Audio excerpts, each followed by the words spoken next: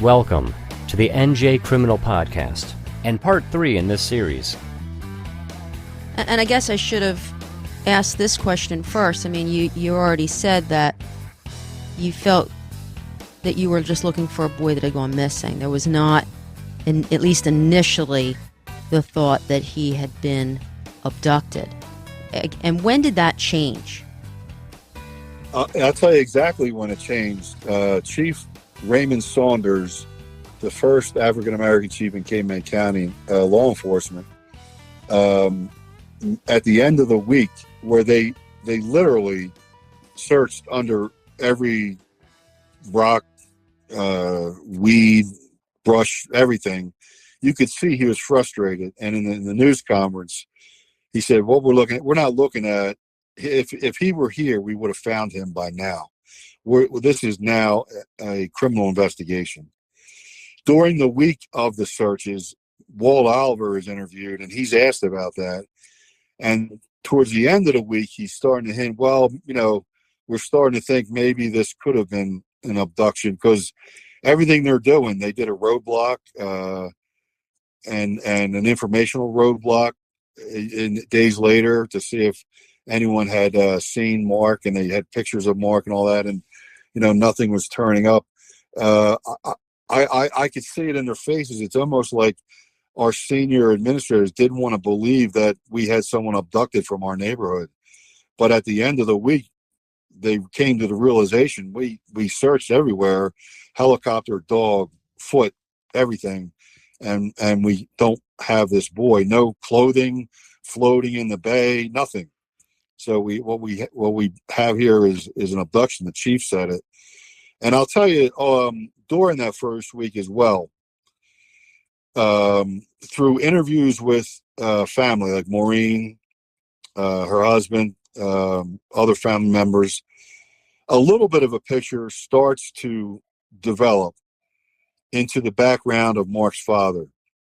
And what caused the separation between those two is that in February of that year, they were at a wedding in Pennsauken. And the family is at one of the boys' wrestling matches that Saturday before the wedding. And Mark's father and a 13-year-old niece are in a family home, didn't go to the match. And at one point, Mark's father asks for a towel, and the niece brings it to him. He stands up and lets go of the blanket covering him, sleeping on the couch. He's completely naked, exposing himself to this minor. And other similar incidents like that, which are, I guess, privy to the investigation. I don't talk about it in the book. The victims didn't want me bringing it up, and the investigation at hand doesn't really want me revealing all that. There are other things in Mark's father's past related to pedophilia or exposure to minors. And in Maureen Himebaugh's mind, she said that's the last straw, and told her husband to get out of the house March of 1991, which is when he went to Cape May and rented an apartment on the Washington Street Mall. And that's how the separation evolved. And to that end, investigators know this. And on the third day, they call for a polygraph of Mr. and Mrs. Himebaugh to see if there's any family involvement in the abduction. Both Jody and Maureen passed that initial polygraph. Just going back for a minute to the sneaker, you mentioned something in your book about a couple that had been walking on the beach before November 25th of 91 and claimed that they believed that they had seen the sneaker then. Was that ruled out as a mistake, or what are your thoughts on that? Meg, 30 years later, and we're sitting here talking about this case, and that day to this day, it's one of the mysteries, the anomalies in this case. This is a young couple who have no reason to be involved in the case. They're newly married. They're credible. Their information's taken at face value, and they see on the news that a sneaker was found on the beach, and they approach. We had in Mark's neighborhood, we had a command post, a mobile command post set up that whole week, and they approached that command post on the second or third day and say, "Hey, look, we're Eagles fans. We have a dog. We were walking our dog on the beach Sunday afternoon around noon, and we wanted to get the walk in before the Eagles game, which was a 4:00 game against Arizona." And they see a white leather sneaker in the area where Mark's sneaker was found. And what attracted their attention to it was they couldn't understand why someone would leave. This is 1991 now. What they considered an expensive leather sneaker on the beach. Like that didn't make sense to them. They didn't pick it up. They didn't do anything. They just saw the sneaker there. They finished their walk. They went back, watched the game or whatever. And then as the searches go on, they bring this to the attention of the searchers, of the command post. The investigation continues through the end of 91 into 92. As you've mentioned, FBI gets involved, different state police task forces. At this point, what's going on in terms of the investigation? Does it extend now beyond Cape May County? So initially we had the prosecutor's office and the Middle Township Police and the Sheriff's Department K-9 unit initially searching, and we had advisement from the FBI and the Missing Persons Unit of the New Jersey State Police. So all the agencies were interacting with each other and helping, but the state police did not hands-on actively get involved until September of 1992. They were working with our investigators the whole time, meeting with the prosecutor and on what to do. But their state police active investigation really began September of 92.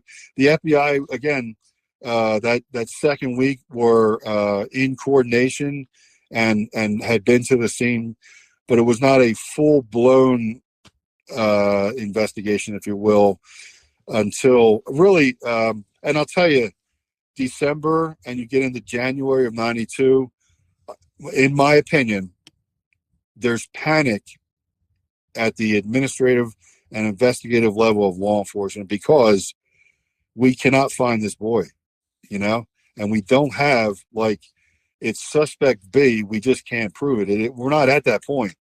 It's like we have no idea where the hell this boy is. We have a sneaker and we're not even sure when it was placed there. We have suspicion about the father, but there's no one clear directional arrow saying where this investigation is going. I will say that in the spring, beginning of the summer of 92, Ocean City Police investigated the subject for grooming and molesting young boys. And that person became a person of interest in our case, obviously.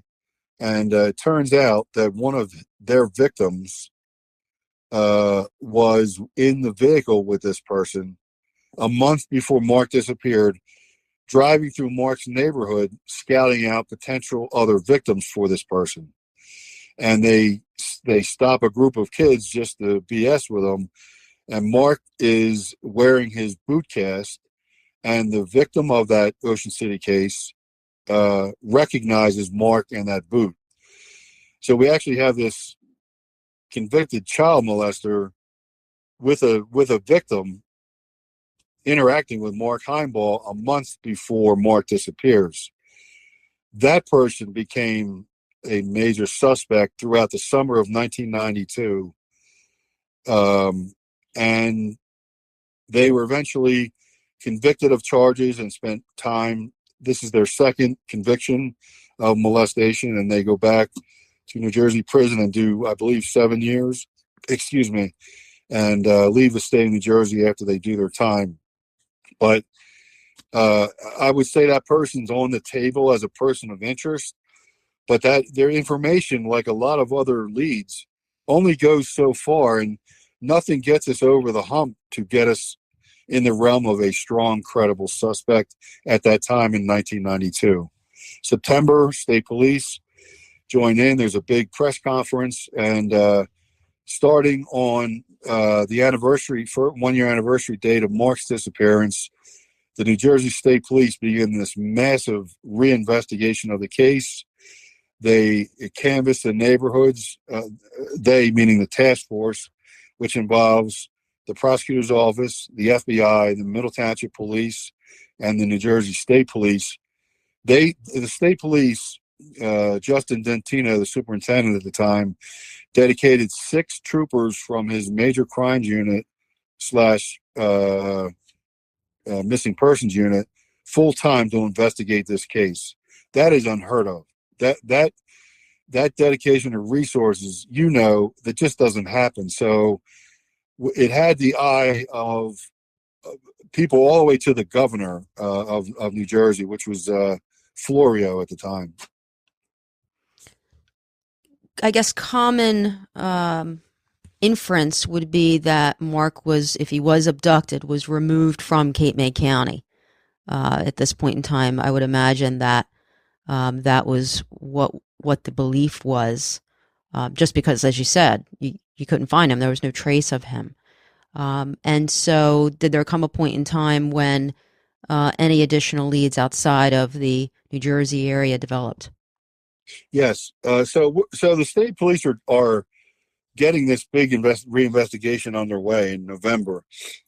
February of 1993, completely unrelated to what I just said, in the Center City, Philadelphia, a gay male prostitute approaches 2 beat cops from Philadelphia Police Department and says, "Look, this guy hired me for sex, took me back to his apartment in Havertown, and we're watching commercial porn to arouse ourselves.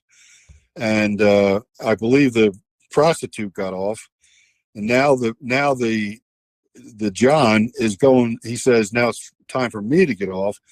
He takes out the commercial porn and puts in a home videotape, and the prostitute says it's a tape of the John molesting from behind a red-haired boy that looked like Mark Himebaugh, a young boy. And how does the prostitute know what Mark Himebaugh looks like? By that time, missing person posters had reached Philadelphia by way of Mark's father, who had friends in Center City, Philadelphia. And he's spreading, hey, if you've seen Mark Himebaugh, contact police, all over Philadelphia, South Jersey area. And that is how the prostitute linked Mark's face to that videotape. Is that individual interviewed? Yes, that person is Thomas Butkavich. I'm saying his name because there's enough open source information about this sequence of events through TV news, newspapers. Thomas Butkavich becomes a major focus of our investigation, while the state police are reinvestigating the previous parts of the case. And they search his apartment in Havertown. And I'll tell you, I don't know if they knew it at the time, but you're like, wow, like this guy may have a video raping Mark Himebaugh in this apartment. Like, this is the gold mine where we're going to find this. You're thinking, right? He was not living in that apartment November of 1991. He was still living at his parents' house in Sharon Hill, PA. I don't think our investigators knew that right away. So, but we're thinking this is where the assault took place. This is where the video was played. This is where Mark was molested. We're going to find the tape here. The tape was not found during 2 search warrants of that apartment. Search warrants of his parents' house, search warrants of his friend's house in Upper Darby. We did learn a lot of external information related to Butkavich during these search warrants and interviews. Numerous prostitutes are interviewed, because we're trying to find out, is Butkavich the guy that took Mark Himebaugh? Eventually, Butkavich is interviewed by police, and he's even offered a polygraph, which he freely takes. And I'm told that he came up deceptive during those initial tests. And he said the reason was he fantasized about driving up to 100 miles as a fantasy to abduct, rape, torture, and kill a boy. 1991, there's other forces in play. AIDS is a major epidemic among gay men in Philadelphia. All of the people that Butkavich wants to have sex with have AIDS, so he's going younger and younger in age to find someone male to have sex with that doesn't have AIDS. So he develops this fantasy of abducting and molesting a boy up to 100 miles away. And he said the reason why he failed the test was he was thinking of the fantasy and that he never actually went through with it. He doesn't know Mark Himebaugh. He never abducted Mark Himebaugh. He says that he didn't commit the crime. His attorneys say that he's innocent. He did not abduct Mark Himebaugh. Were there ever any links established between Butkavich and the individual that you mentioned a few minutes ago from Ocean City? There were no direct links, let me say, but I will say that their behavior, their past, almost would have had to have interacted with each other. Butkavich was a frequent flyer to the Atlantic City gay bar scene. He had been in Cape May County a few times. We had Higby's Beach, which was an active gay beach during the 90s. I believe the town frowned upon nude bathing and that sort of thing. I don't think it's as much of a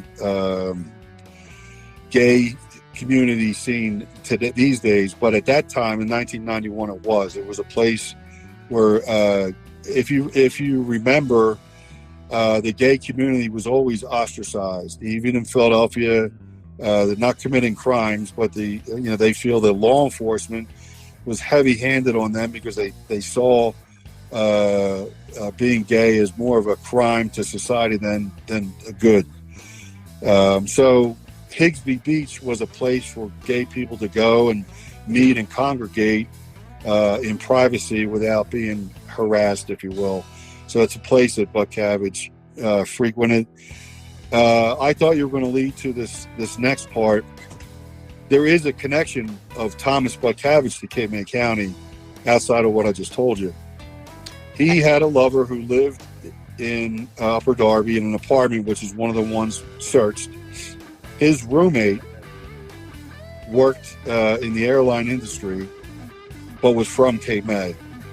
And his roommate also was gay, and I don't have statements from him or Butkavich or anyone else that they had sex, but there was a somewhat of a love interest between Butkavich and this other person.